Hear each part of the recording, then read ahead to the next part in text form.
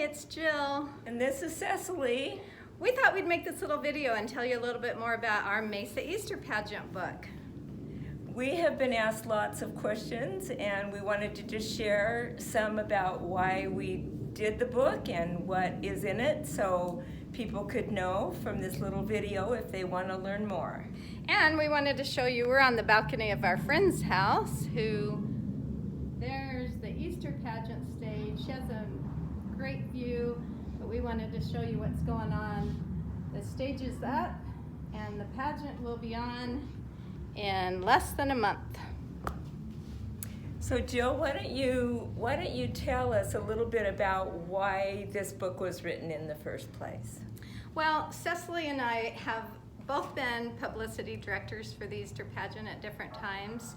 We are both local journalists. We've covered the pageant for various publications. I have for the Church News for about 30 years, and you have for various publications. For about that long, yeah. 25, yeah. Yeah, so we've been in on discussions before with pageant leaders who have had questions about the origins of the pageant and why it's endured and when did it start and did it go every year, and there was just really a lot of questions about the history. And so sometimes we were in on those conversations and we would look at each other or we would text each other after a meeting and go, you know, somebody really needs to document the history of the pageant before it's too late, because it really is a remarkable thing. We were also to the point where we were realizing that several of the people that were in on the early days of the pageant were not available to interview and document anymore. And so we wanted to make sure that we captured that history before it was completely lost.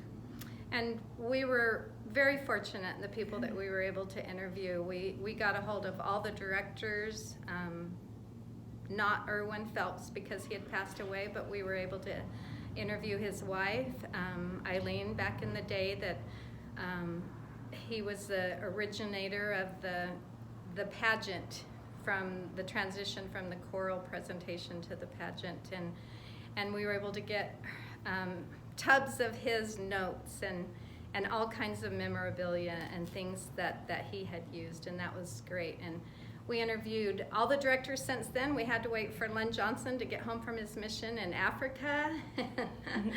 And everyone else was still around, so that was really fortunate as far as the directors go.